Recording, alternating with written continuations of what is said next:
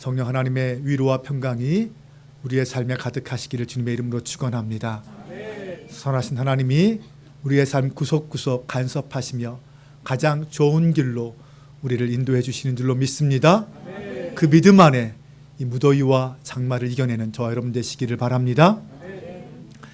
예수님은 오늘 본문 말씀에 보면 당신이 세우신 교회를 음부의 권세가 이기지 못할 것이다 라고 말씀하십니다. 여러분, 교회는 결코 망하지 않습니다. 사라지지 않는다는 것입니다. 아니, 사라질 수 없습니다. 그런데 여러분, 이 땅의 교회는 영원합니까? 아니죠. 지금도 매년 많은 교회들이 개척되기도 하지만 또한 소리 없이 그 이상으로 문 닫고 사라지기도 합니다. 2023년 한 해 동안 우리 교회가 속한 이 경기연회에서 8개 교회가 개척되었고 14개 교회가 폐지되었습니다. 문을 닫았다는 것입니다. 물론 예수님이 말씀하신 그 교회는 2000년이 지나도록 여전히 이 땅에 존재하며 그 사명을 감당하고 있습니다. 그런데 그 보편적 교회를 구성하는 각각의 개교회들은 흥망성쇠를 반복하고 있습니다. 미국의 톰 레이너라는 교회 연구가는 수십 년 동안 수많은 교회를 조사하고 컨설팅하면서 교회의 흥망성쇠를 목격했습니다. 그리고는 14개의 죽은 교회를 부검하면서 그 교회들이 왜 죽었는지, 어떻게 문을 닫았는지 그 원인을 분석하여 10가지로 설명해 주었습니다. 그리고 그가 쓴 책이 2020년 두란노에서 발간한 죽은 교회를 부검하다라는 책입니다. 여러분, 부검한다라는 말이 무슨 뜻입니까? 본래 부검이란 시신을 해부하여 그 사인을 알아내는 것을 말합니다. 그런 법의학의 한 분야가 부검이죠. 인간에 대한 부검은 사람이 죽은 이유를 알아내기 위해서 하는 것입니다. 부검을 하면 유족들이 사랑하는 사람들이 똑같은 전철을 밟지 않도록 필요한 정보를 얻어낼 수 있습니다. 때로는 법의학자가 살인이나 사고가 어떤 식으로 이루어졌는지를 알기 위해서 시신을 부검하기도 합니다. 그때 얻은 정보는 사건의 실마리를 푸는 결정적 단서가 되기도 하죠. 그러므로 이 톰 레이너가 조사한 그 결과는 오늘 교회 쇠퇴 시대에 살고 있는 우리에게 큰 도전과 통찰을 가져다 줍니다. 따라서 잘 살펴서 우리 교회에 적용한다면 쇠퇴를 막을 수 있고 도리어 하나님이 기뻐하시는 교회, 하나님의 마음에 합한 참된 부흥을 이루는 교회가 될 수 있을 것입니다. 이제 다음 주면 우리는 리모델링한 새로운 성전으로 들어가게 됩니다. 지난주에도 말씀드렸지만 건물이 리모델링 된다고 하여서 그 안에 사는 사람들의 삶이나 인격도 함께 리모델링 되는 것은 아닙니다. 분명한 것은 우리의 환경 개선, 이 리모델링이 교회의 영적 부흥을 가져다주는 만능 열쇠가 아니라는 것입니다. 혹시 여러분은 교회가 새롭게 리모델링 되었으니까 이제 우리 교회는 부흥할 것이다 이렇게 생각하고 있지는 않습니까? 아닙니다, 여러분. 교회는 리모델링해서 부흥하는 것이 아닙니다. 교회는 성령 하나님의 역사하심이 있어야 부흥할 수 있습니다. 목회자의 말씀에 기름 부음이 있어야 부흥할 수 있습니다. 성도들의 눈물의 기도가 있어야 부흥합니다. 성도들이 땅 끝까지 증인되겠다는 헌신과 결단이 있어야 그 교회는 부흥할 수 있습니다. 저는 오늘 이 톰 레이너가 진단한 죽은 교회의 10가지 특징들을 간단하게 살펴보면서 우리가 먼저 우리 자신이 스스로 우리 자신을 진단하고 어떤 영적 진단을 실시하는 그러한 시간이 되었으면 좋겠습니다. 말씀을 드리면서 여러분 속으로 우리 교회를 그리고 여러분 자신을 진단해 보시기 바랍니다.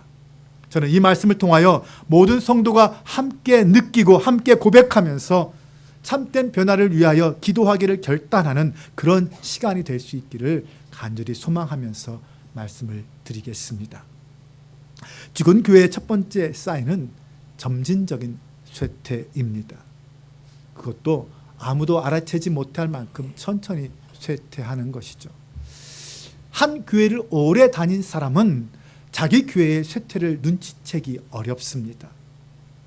성장은 급속도로 일어나지만 쇠퇴는 대개 눈에 띄지 않을 정도로 천천히 진행되기 때문입니다. 이런 느린 쇠퇴가 교회의 가장 결정적인 위험한 형태의 쇠퇴입니다. 왜냐하면 교인들이 변화의 필요성을 절박하게 느끼지 못하기 때문입니다. 그들은 매주 교회를 나옵니다. 매주 교회를 지켜봅니다.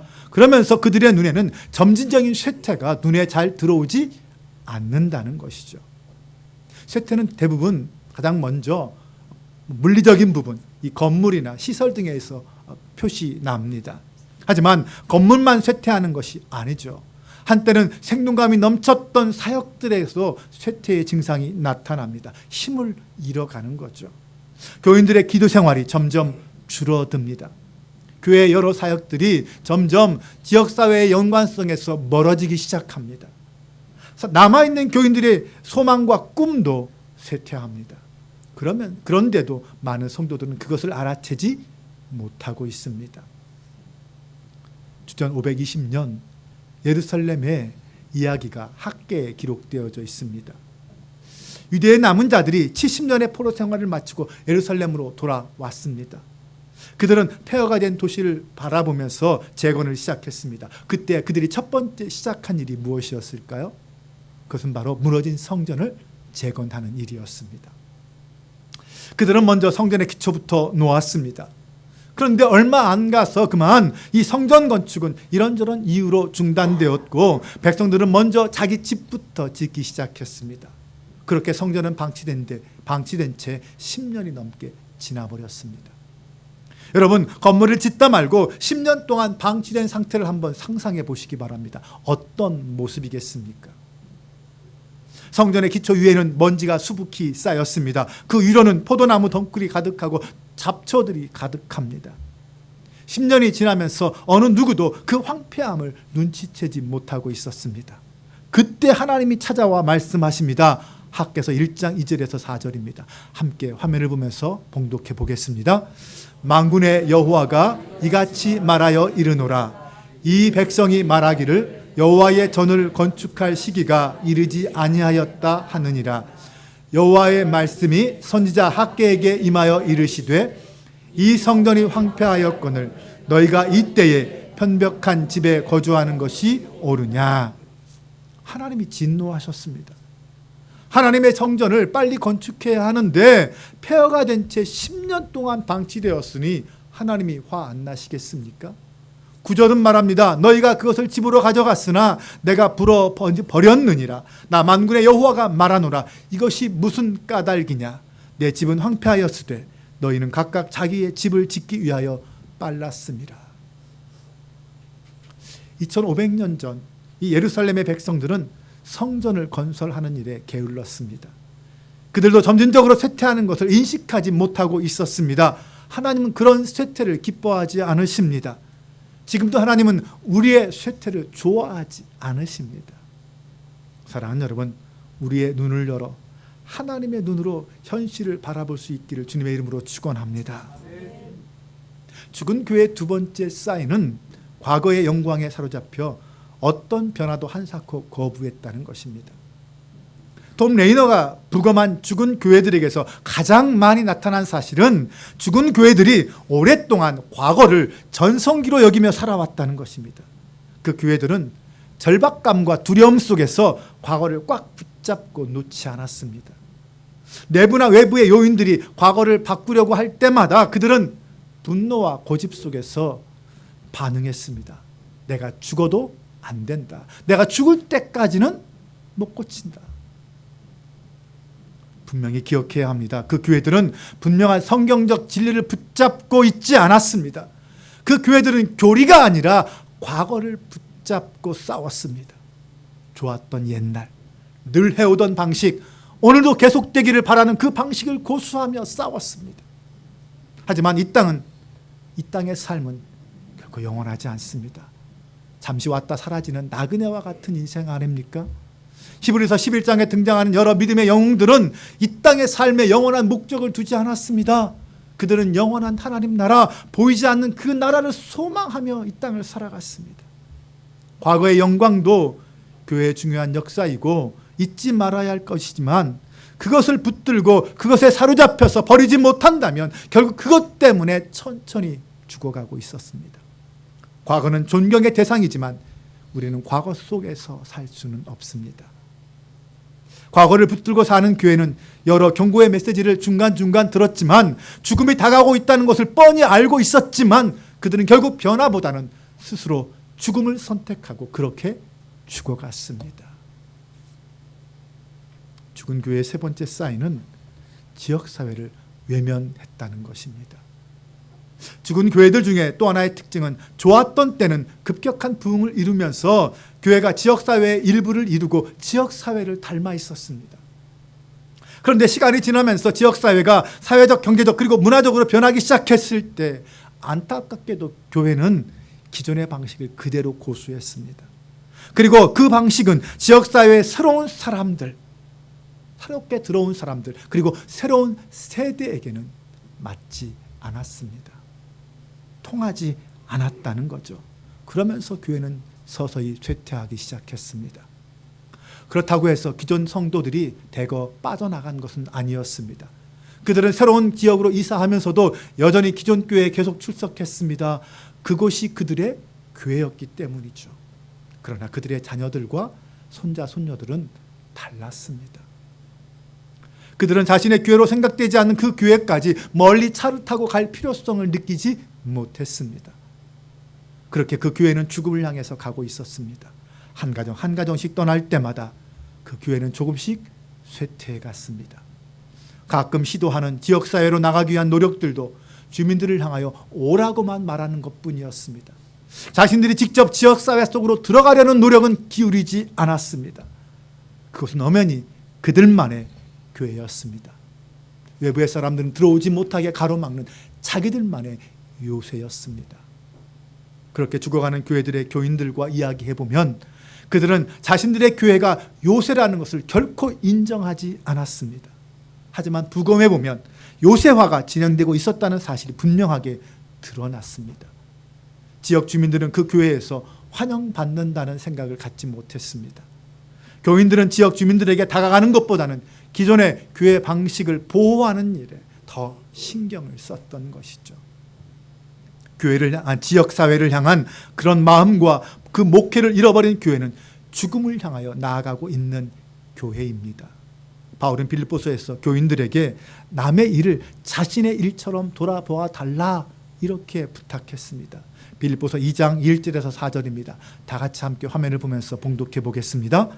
그러므로 무슨 교회 안에 있는 무슨 권면이나 사랑의 무슨 위로나 성령의 무슨 교제나 긍휼이나 자비가 있거든 마음을 같이하여 같은 사랑을 가지고 뜻을 합하여 한 마음을 품어 아무 일에든지 다툼이나 허영으로 하지 말고 오직 겸손한 마음으로 각각 자기보다 남을 낮게 여기고 각각 자기 일을 돌볼 뿐더러 또한 각각 다른 사람의 일들을 돌보아 나의 기쁨을 충만하게 하라. 아멘. 활발하게 살아있는 교회들은 주변 사람들을 돌아볼 줄 알았습니다. 그 교회들은 지역사회에 관심을 갖고 남들에게 문을 열어주었습니다. 하지만 죽어가는 교회들은 자기들의 보존만, 자신의 보존에만 관심이 있었습니다. 그 교회들은 언제나 자기 중심적이었고 자기 만족만 추구하며 지역사회를 향해서 닫혀 있었습니다. 하나님은 그런 교회를 향하여 아니라 밖을 바라보라고 말씀하십니다. 죽은 교회의 네 번째 사인은 탐욕입니다. 예수님은 돈이 있는 곳에 마음도 있다고 하였습니다. 그러므로 교회를 부검할 때는 반드시 돈의 흐름을 추적해 보아야 합니다.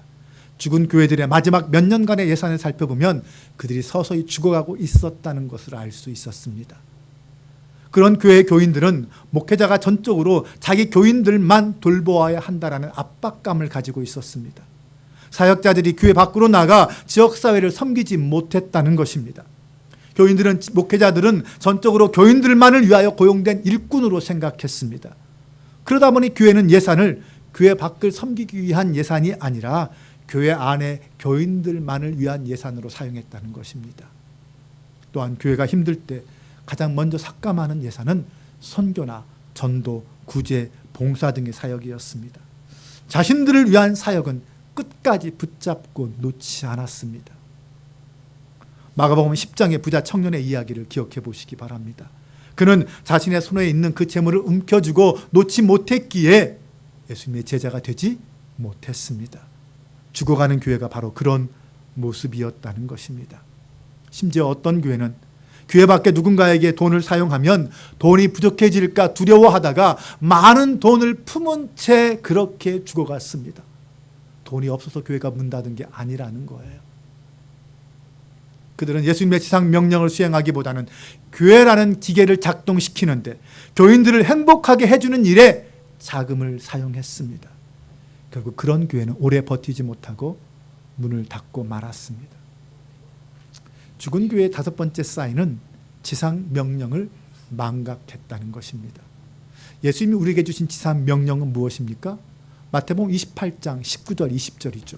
너희는 가서 모든 민족을 제자로 삼아 아버지와 아들과 성령의 이름으로 세례를 베풀고 내가 너희에게 분부한 모든 것을 가르쳐 지키게 하라. 내가 세상 끝날까지 너희와 항상 함께 있으리라. 이 말씀의 첫 번째 명령이 무엇입니까? 가라라는 거예요. 가라. 모든 교회가 처음 세워지면 바로 이 지상 명령을 수행하는데 온 마음과 힘을 다합니다. 그런데 어느 순간 그 지상 명령 자체보다 그 명령을 수행하기 위해 사용되는 수단들이 더 중요해지기 시작합니다. 그러면서 지상 명령은 점점 사라지기 시작하는 거죠. 그러면서 교회는 더 이상 가라라는 명령을 따르지 않습니다. 제자 삼는 것도 멈추고 가르치는 일도 멈추어 버립니다. 교회는 지상 명령을 망각해 버린 것이죠. 교회와 성도는 그리스도의 능력을 의지하며 가라는 명령에 기도하며 순종해야 합니다. 그러나 죽은 교회들은 그 명령에 순종하지 않았습니다. 어느 날 갑자기 멈춘 것이 아니었습니다. 눈에 띄지 않을 만큼 조금씩 서서히 사라졌습니다. 그리고 그들은 그것을 인식하지 못한 채 여전히 자신들은 전도하고 있고 선교하고 있다고 착각하고 있었습니다. 그들의 시선은 그 옛날 좋았던 시절에 고정되어 멈추어 있었습니다. 그리고는 그렇게 되기를 갈망하고 있었습니다. 문제는 과거와 똑같은 결과를 얻길 원하면서도 기도 없이, 헌신 없이, 순종 없이 열매만 바라고 있었다는 것이죠. 그러면서 옛날의 성과가 왜 나타나지 않느냐고 그 이유를 몰라 서로 비난하기에 급급했습니다. 예수님은 가라, 제자를 삼으라, 세례를 베풀라, 가르치라 이렇게 행동적인 동사를 가지고 명령하셨습니다. 그러나 죽어가는 교회는 그냥 감나무에서 감이 떨어지기를 기다리는 사람들이었습니다. 특히 그들은 자신들과 비슷한 새신자가 들어오고 교회가 계속해서 자신들이 원하는 방향으로 운영되는 것만을 성장이라고 생각했습니다. 자신들의 취향에 맞고 자신들이 안주를 방해하지 않는 성장만을 바랄 뿐 다른 성장은 바라지 않았습니다. 그래서 교회의 여섯 번째 사인은 취향이 이끄는 교회였다는 것입니다. 죽어가는 교회는 자신들만의 취향만 고집하며 새로운 것, 다른 것들은 받아들이려고 하지 않았습니다. 다른 사람들을 보기보다 자기 자신만을 바라본 거죠. 내가 익숙한 것, 내가 좋아하는 것만 바랬던 것이죠. 나의 음악 스타일, 내가 원하는 예배 시간, 내가 원하는 예배 순서, 내가 원하는 건물과 예배실의 어떤 스타일과 디자인, 내가 좋아하는 활동, 내가 좋아하는 프로그램, 내게 필요한, 내가 좋아하는 사역자와 목회자들. 바울은 빌립보서에서 너희 안에 이 마음을 품으라 곧 그리스도 예수의 마음이니 라고 말하면서 겸손과 낮아짐, 순종 그리고 십자가에 대해서 강조했습니다. 죽어가는 교회는 그런 자기 희생적인 태도가 없었습니다. 언제나 나 자신이 우선이었습니다. 그게 무너지면 절대 안 되는 줄 알고 결코 양보하지 않고 타협하지도 않고 별 볼 일 없는 문제를 가지고 그렇게 싸우다가 그렇게 죽어갔습니다. 결국 분열과 갈등을 반복하다가 사라진 거죠. 죽어가는 교회에서는 결코 타인 중심의 성도는 찾아볼 수 없었습니다. 교회의 본질은 교회 전체의 유익을 위해서 일하는 성도들의 모임입니다. 각자의 취향만을 주장하면 교회는 점점 교회 아닌 곳이 되어갈 수밖에 없습니다. 그런 것은 이미 죽은 교회입니다. 죽은 교회의 7번째 사인은 목회자의 잦은 교체였습니다. 죽은 교회들은 대부분 자주 목회자를 바꾸었습니다. 그 말은 교인들이 변화를 싫어해서 저항했다는 뜻입니다. 그냥 결국 낙심한 목회자는 떠나거나 해고당했습니다. 또한 죽은 교회 일부 중 몇몇 교회는 목회자가 평생 그 교회에 있었습니다. 그런데 그것은 그 목회자들이 고집센 성도들의 태도를 그대로 받아들이고 교회를 변화시키기 위한 어떤 노력도 하지 않았기 때문이었습니다. 그들의 은퇴와 함께 그 교회는 문을 닫았습니다. 죽은 교회의 8번째 사인은 기도 생활의 부재입니다. 신약 성경에 나오는 부흥하는 교회들의 특징은 무엇입니까? 그들에게는 강력한 기도가 있었습니다. 처음 예루살렘 교회는 사도의 가르침을 따라 서로 교제하며 떡을 떼며 오로지 기도하기에 힘쓰는 교회였습니다. 기도는 초대교회의 생명의 원천이었습니다. 죽어가는 교회도 과거에는 뜨거운 시절이 있었습니다. 무엇보다 기도가 중요하다는 것 다 알고 있습니다. 그러나 이제 점점 기도 시간이 짧아지고 기도회는 점점 사라지기 시작합니다. 기도하는 사람들 수도 줄어들기 시작합니다. 그렇게 기도의 불이 꺼지기 시작한 교회는 점점 죽어갔습니다. 기도가 없으면 소망이 없습니다. 죽은 교회의 9번째 사인은 비전이 사라졌다는 것입니다. 사실상 죽은 교회들은 이미 교회가 아니었습니다. 아무런 목적도 없었습니다. 교회 안에 예수님의 지상 명령을 따라야 합니다 라고 주장하는 사람이 한 사람도 없었습니다. 전도와 섬김에 대하여 열정적으로 주장하고 말하는 사람도 없었습니다. 다람쥐 쳇바퀴 돌듯 항상 해오던 일을 항상 해오던 방식대로 했을 뿐입니다. 왜 무엇을 해야 하는지 묻는 사람들도 없었습니다. 그냥 모두 그동안 해오던 일에 익숙했고 다른 걸 생각할 겨를도 없었습니다. 늘 하던 속회, 늘 하던 익숙한 찬양, 늘 하던 정기적인 프로그램만으로도 충분히 바쁘고 할 일 다 한다고 생각했습니다. 새로운 것을 두려워하고 시도하지 못했습니다. 그들은 복음을 위해서가 아니라 프로그램의 존속을 위해서 일하고 있었던 것입니다. 모든 태도가 복음 중심과 타인 중심에서 자기 중심으로 변했고 외적인 초점에서 내적인 집착으로 변질되었습니다. 복음이라는 목적이 전통과 의식으로 대체되고 말았습니다. 그렇게 목적을 잃어버림으로써 교회는 서서히 죽어간 것입니다. 복음의 목적이 없는 교회는 죽은 교회입니다. 죽은 교회의 10번째 사인은 교회 시설을 둘러싼 갈등이 있었다는 것입니다. 어떤 교회는 새로운 강단을 만드는 일 때문에 그 때문에 투표하고 싸우다가 교회가 두 개로 갈라졌습니다. 상상이 안 가죠? 충분히 그럴 수 있습니다. 죽어가는 교회는 대부분 기념물에 집착했습니다. 어떤 일을 위해서 특별하게 어떤 기념물을 세웠을 때 그거에 집착한 거죠. 문제는 기념물 자체가 아니라 기념물이 집착의 대상이 되고 싸움의 대상이 되었다는 것입니다. 교회는 하나님이 주신 물질을 잘 관리해야 합니다. 하지만 그것 때문에 하나님이 주신 소명을 잃어버린다면, 그거 소명을 잃어버리면서 물건에 집착한다면 이미 그 물건은 우상 숭배입니다. 예수님은 마태복음 6장 20절 21절에서 말씀하셨습니다. 오직 너희를 위하여 보물을 하늘에 쌓아두라. 거기는 좀이나 동록이 해하지 못하며 도둑이 구멍을 뚫지도 못하고 도둑질도 못하느니라. 내 보물이 있는 그곳에는 내 마음도 있느니라. 우리는 나 자신의 개인적인 재물에 있어서도 선한 청지기가 되어야 합니다. 하지만 죽은 교회는 영원한 것에서 눈을 뗄 정도로 물질에 집착해 있었습니다. 영원한 초점을 잃어버리는 순간 교회는 죽음을 향하여서 한 걸음 크게 내딛는 것이 되고 맙니다. 이렇게 지금까지 죽은 교회에 대한 10가지 증상에 대해 살펴보았습니다. 여러분, 문제가 있다면 해결책도 있을 것입니다. 그런 문제를 인식했다면 우리는 어떻게 해야 할까요? 어떻게 해야 죽은 교회가 아니라 죽어가는 교회가 아니라 살아있는 교회, 살아가는 교회가, 살아나는 교회가 될 수 있을까요? 구체적인 것은 다음 주에 살아나는 교회의 특징을 살펴보겠습니다. 오늘은 죽어가는 질병의 증상이 있는 교회의 해결 방법만 간단하게 살펴보겠습니다. 첫 번째는 교회가 있는 지역사회에 다가갈 기회를 볼 수 있도록 리더들과 교회 교인들의 눈을 열어달라고 기도해 주시기 바랍니다. 두 번째는 교인들이 교회 안에서 시간을 어떻게 보내고 있는지를 살펴보아야 합니다. 교회 밖을 위한 사역으로 바쁜가, 교회 안을 위한 사역으로 바쁜가 평가하라는 것이죠. 세 번째는 교회가 돈을 어디에 사용하는지 평가해 보아야 합니다. 교회 안과 밖으로 균형 있게 사용해야 한다는 것이죠. 넷째는 지역사회를 섬기고 전도하기 위한 구체적인 계획을 세워야 합니다. 실제적으로 교회가 지역사회에 영향력을 끼치기 위한 그런 사역들을 준비하고 실천해야 한다는 것이죠. 여러분, 이제 앞으로 우리 교회에는 주어진 과제들이 많이 있습니다. 환경 개선 사업은 그 첫 출발점을 알리는 시작이라고 할 수 있습니다.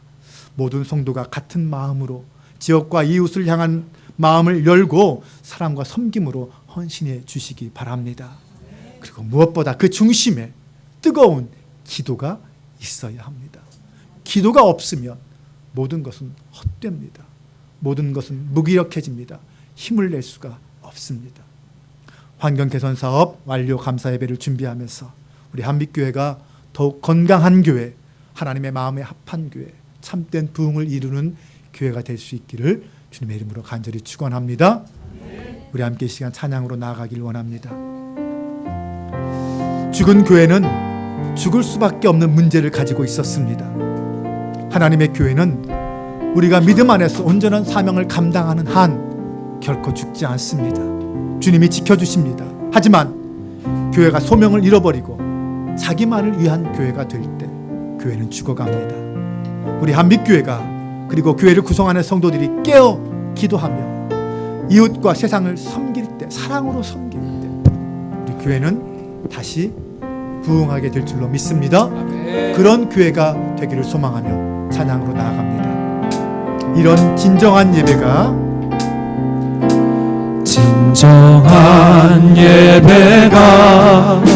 숨쉬는 교회, 주님이 주인 되시는 교회, 믿음의 기도가 쌓이는 교회, 최고의 찬양을 드리는 교회, 말씀이 살아 움직이는 교회, 성도의 사랑이 넘치는 교회, 섬김과 헌신이 기쁨이 되어 열매 맺는 아름다운 교회, 주님의 마음 닮아서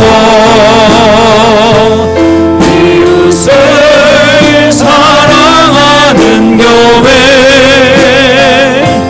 주님의 영광을 위해서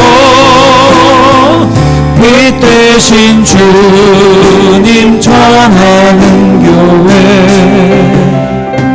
사랑의 불꽃이 활짝 피어나 날마다 사랑에 빠지는 교회, 주께서 사랑하는 우리 교회가 이런 교회 되게 하소서. 함께 시간 눈을 감고 기도하길 원합니다. 주님, 한빛교회가 모든 성도가 믿음으로 하나 되게 하여 주옵소서. 하나님의 마음에 합한 교회가 되길 소망하며 사랑으로 하나 되게 하여 주옵소서. 광명을 비추는 빛으로 우뚝 선 교회 되게 하여 주옵소서. 다 같이 주여 한번 외치고 간절한 마음으로 기도합니다. 주여, 할렐루야, 할렐루야. 아버지 하나님, 한빛교회를 사랑하여 주옵소서. 하나님의 교회가 우뚝 선 빛나는 교회 되길 소망합니다. 세상을 밝게 비추는 교회 되길 소망합니다. 세상의 영혼들을 섬기는 교회 되길 소망합니다. 대신 주님을 따라 소금되는 교회가 되길 소망합니다. 하나님의 영광을 드리는 교회 되길 소망합니다. 진정한 사랑과 섬김이 있는 교회 되길 소망합니다. 지역을 섬기는 사랑을 사람들보다 돌보는 일에 앞장서는 교회 되길 소망합니다. 성령 하나님 도와주옵소서. 하나님의 교회가 그렇게 세워지게 하시고 우리가 함께 같은 마음으로 신앙을 충성하게 하시고 하나님의 교회를 온전히 세워갈 수 있도록 도와주시옵소서. 마음을 열고 내려놓게 하여 주옵소서. 과거를 펼쳐버리고 새로운 미래를 향하여 달려갈 수 있는 하나님의 교회가 되게 하여 주옵소서. 하나님의 뜻을 이루는 교회 되게 하여 주시옵소서. 성령 하나님 도와주실 줄로 믿습니다. 성령 하나님 함께하여 주실 줄로 믿습니다. 영광 받아 주옵소서. 믿습니다. 아버지 하나님, 한빛교회를 사랑하셔서 35년 전 이곳에 성전을 건축하게 하시고 지금까지 주님이 주신 사명을 성실하게 감당하게 하심에 감사합니다. 새로운 시대를 맞이하여 급변하는 사회 속에서 한빛교회가 여전히 주님의 사명을 능력 있게 감당하며 부응하는 교회가 되게 하여 주옵소서. 주님, 우리와 함께 하여 주옵소서. 사랑의 주님, 한빛교회는 우리만의 교회가 아님을 압니다. 주님의 영광을 위한 교회, 이웃과 지역을 섬기며 주님의 이름이 존귀함을 받는 교회가 되길 소망합니다. 이를 위해 먼저 우리가 깨어 기도하게 하여 주옵소서. 주님의 지상 명령에 믿음으로 순종하는 교회 되게 하옵소서. 서로 갈등하며 분쟁하기보다 이웃과 지역을 위해 헌신하며 함께 기도함으로 날마다 새로워지는 교회 되게 하여 주옵소서. 변화를 두려워하지 말게 하옵소서. 나누기를 기뻐하게 하옵소서. 주님 안에서 나보다 이웃을 더 사랑하는 참 사랑의 공동체가 되게 하옵소서. 이제 환경 개선 사업을 마치고 입당을 준비하고 있습니다. 앞으로 하나님 앞에 우리의 자녀손들과 이웃을 위해 귀하고 아름답게 쓰이는 한빛교회와 예배당 되게 하여 주옵소서.